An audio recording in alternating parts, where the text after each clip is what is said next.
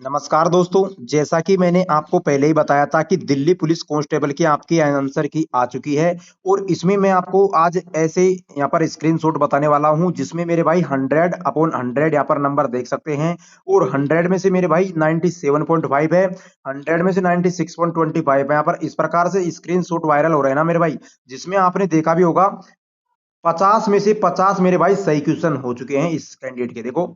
और 50 नंबर इसको मिल चुके हैं मेरे भाई। मैं आपको पहले बता दूं, मैथ में 25 में से 25 स्कोर कर सकते हो, 15 में से 15 रीजनिंग आप कर सकते हो, उसके अलावा 10 की कंप्यूटर आप कर सकते हो। बिल्कुल इजी है, कर सकते हो मेरे भाई, ठीक है। अच्छी तैयारी है। और लेकिन कितनी भी अच्छी आपकी तैयारी है ना, जो टीचर आपको पढ़ाते हैं, कोई से भी टीचर्स को मैं यहाँ पर स्पेशली नहीं बता रहा हूँ, लेकिन जो भी टीचर्स हैं, टैलेंटेड टीचर हैं जो स्टूडेंट्स को पढ़ाते हैं, अगर वो भी एग्जाम में मेरे भाई बैठ के जाए ना, दो टीचर भी बैठ जाए ना मेरे भाई, 50 में से 50 स्कोर नहीं कर सकते हैं। बिल्कुल क्यों नहीं कर सकते? क्योंकि जीके में मैं आपको बताऊं, यहाँ पर करंट अफेयर का भी यहाँ पर थोड़ा सा पार्ट रहता है मेरे भाई, 15 से लेके 20 नंबर का, ठीक है। तो उसमें देखो, करंट अफेयर ऐसा एक सब्जेक्ट है अपने आप में जिसमें कोई भी फुल स्कोर नहीं कर सकता है, नेगेटिव करते हैं, ठीक है। तो ये बिल्कुल गलत है और मेरे हिसाब से मेरे भाई यहाँ पर थोड़ा सा कुछ कह सकते हैं, आप समझ गए होंगे। देखो, ये आदर्श परीक्षा केंद्र है नोएडा सेक्टर 155, जिसमें इस स्टूडेंट्स के 50 में से 50 जीके के आए हुए हैं और 100 में से 100। अब देखो, आप अंदाजा लग सकते हैं कि ये 100 में से 100 कैसे पॉसिबल हो सकता है, ठीक है। ये छात्र है, अब देखो इसके आप लगाओ ना, तो 50 में से 50 जीके में सही है, मैथ में 25 में से 24 सही है, एक गलत है। देखो, 15 में से 14 यहाँ पर रीजनिंग के सही है, एक गलत है। तो इन्होंने मैथ और रीजनिंग में एक एक क्वेश्चन को गलत कर दिया है। उसके बाद में मेरे भाई कंप्यूटर में इन्होंने 10 में से 10 कर दिए हैं, 50 में से 50 जीके कर दिए हैं। अब ये कैसे पॉसिबल हो सकता है मेरे भाई? कितना भी टैलेंटेड टीचर को आप एग्जाम देने के लिए बैठाओ ना, तो वो भी 50 में से 50 क्वेश्चन नहीं कर सकता है। देखो, एक छात्र का यहाँ पर स्क्रीनशॉट यहाँ पर देखो मेरे भाई, 50 में से इन्होंने क्या गलती की है, एक क्वेश्चन को इन्होंने गलत कर दिया है और मेरे भाई 49 को राइट कर दिया है। और यहाँ पर देखो, दो गलत किए हैं, रीजनिंग में इन्होंने 15 के 15 सही और कंप्यूटर में 10 में के 10। देखो मेरे भाई, आप अंदाजा लगा सकते हो कि जो आपके कंप्यूटर का जो पार्ट्स रहने वाला है, तो इसमें भी आप कर सकते हो, मैथ और रीजनिंग में भी अच्छे स्कोर कर सकते हो। लेकिन ये जीके का जो हिस्सा रहता है ना, इसमें करंट अफेयर का भी यहाँ पर स्कोर रहता है, तो इसमें आप पूरे तरीके से मार्क्स नहीं ला सकते हैं। तो अब इनको देखते हुए कोई क्या कमेंट कर रहा है, कोई क्या कमेंट कर रहा है, कई सारे छात्र यहाँ पर कह रहे थे कि सर, क्या आंसर की दोबारा आएगी, यहाँ पर प्रोटेस्ट होना चाहिए।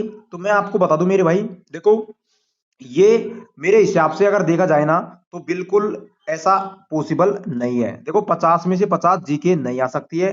कोई टैलेंटेड टीचर को आप ले लो, कोई से भी को, मैं कह नहीं रहा स्पेशली ये टीचर को, लेकिन उसको भी अगर एग्जाम देने के लिए इस पेपर में बैठाओगे ना, तो मेरे भाई 50 में से 50 ये स्कोर नहीं कर सकता है, ठीक है। पहली बात। उसके अलावा देखो, मैथ और रीजनिंग एक ऐसा सब्जेक्ट है जिसमें आप स्कोर कर सकते हो 25 और 15 का, बिल्कुल। करंट अफेयर और ये कंप्यूटर है ना, इसको भी आप कर सकते हो, लेकिन जीके में नहीं कर सकते, करंट अफेयर का पार्ट रहता है, ठीक है।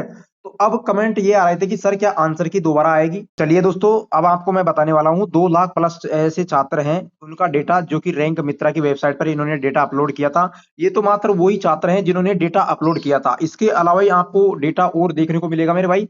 देखो, टोटल 88 स्टूडेंट्स ऐसे हैं जिन्होंने 95 प्लस यहाँ पर क्रॉस कर दिया है मेरे भाई, 100 में से। और देखो, 50 नंबर की जीके होने के बावजूद यहाँ पर स्कोर आ रहा है 95 प्लस मेरे भाई, ये है 95 प्लस, यहाँ पर देखो इससे बड़ा है, ठीक है।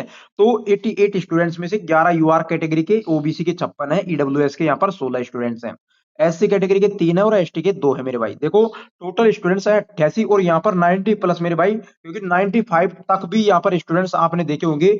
95, ये 90 से ऊपर है, तो 95 तक है ना, 94.99 तक यहाँ पर स्कोर रहेगा, जो है 359 स्टूडेंट्स, जिनमें से मेरे भाई 70 कैटेगरी यूआर के हैं, 212 ओबीसी के हैं और 59 यहाँ पर ईडब्ल्यूएस के हैं, ठीक है। उसके अलावा 13 कैंडिडेट के एससी के हैं और एसटी के 5 छात्र हैं, ओके। यहाँ तक देखो, 85 जिनके भी प्लस में बन रहे हैं वो छात्र हैं, 804, जिनमें 205 यूआर के हैं, 428 ओबीसी के हैं, ईडब्ल्यूएस के आप देख सकते हैं 128 हैं, 37 और 6 यहाँ पर एससी और एसटी के हैं।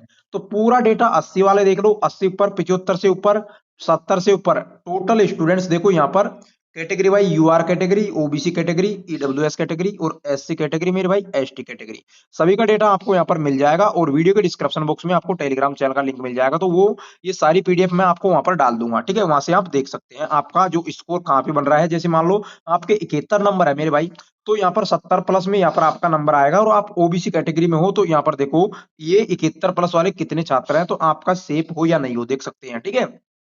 ये डेटा को जैसे आप स्क्रॉल करोगे मेरे भाई, तो यहाँ पर सारा जो स्कोर आपको पहुंचे मिलेगा, वो देखो यहाँ पर मिल जाएगा। 10 से ऊपर किसके कितने हैं, 2 लाख प्लस में स्टूडेंट्स हैं, सभी कैटेगरी वाइज यहाँ पर डाटा आप देख सकते हैं मेरे भाई।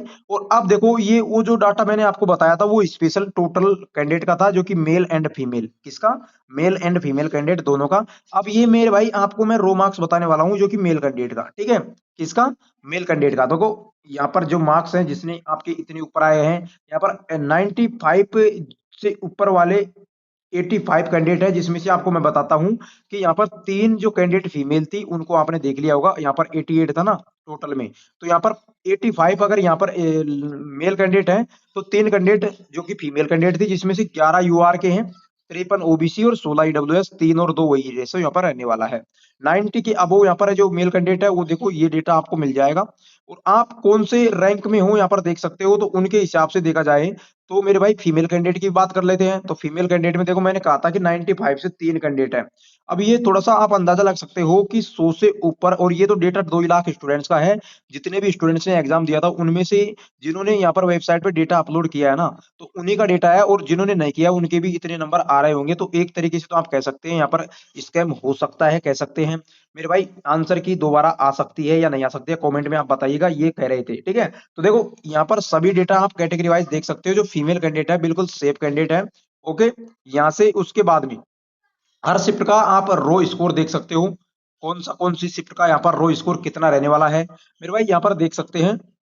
तो अगर बात की जाए तो सबसे ज्यादा अगर नॉर्मलाइजेशन में फायदा होने वाला है वो 20 दिसंबर को 2025 की जो शिफ्ट हुई थी ना, फर्स्ट शिफ्ट 9:30 बजे वाली, उसमें एवरेज देखो 41.26 है, और 3,482 जो इसे स्टूडेंट्स ने डाटा शेयर किया है इस वेबसाइट पे, उनमें से 3,400 छात्र ऐसे हैं उनके नॉर्मलाइजेशन में सबसे अच्छे नंबर बनने वाले हैं।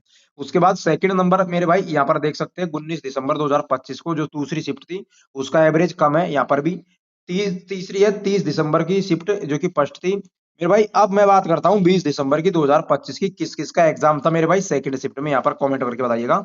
इसका एवरेज भी 45.83 है, जिसमें 3499 छात्र ऐसे हैं ना जिनके यहाँ पर एवरेज ये रहा था, ठीक है मेरे भाई। इनके नंबर बढ़ने वाले हैं, और जैसे जैसे नीचे आप स्क्रॉल करोगे उनके नंबर घटने वाले हैं, ठीक है।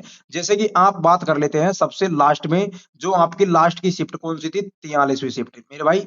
देखो इसमें आपकी 2 जनवरी 2026 को एग्जाम लगी थी 9:30 वाली फर्स्ट शिफ्ट में, यहाँ का एवरेज अब घट गया है और यहाँ पर अब 57 से रह गया है, ठीक है। तो मेरे भाई यहाँ पर 6,200 स्टूडेंट्स ऐसे हैं जिन्होंने यहाँ पर इतना एवरेज प्राप्त कर लिया है। तो ये पहले जो कल 1 लाख डाटा था ना मेरे भाई, 1 लाख डाटा स्टूडेंट्स का था जब वो यहाँ पर 63 का था, अब एवरेज घट गया है। तो देखो जब नंबर ऑफ कैंडिडेट की संख्या ज्यादा होगी तो एवरेज यहाँ पर घट जाएगा, ओके। अब उसके बाद में मेरे भाई देखो ये डेटा मैंने आपको बता ही दिया है। अब देखो आपका कौन सी शिफ्ट में एग्जाम लगा था वो कमेंट करके बताइएगा।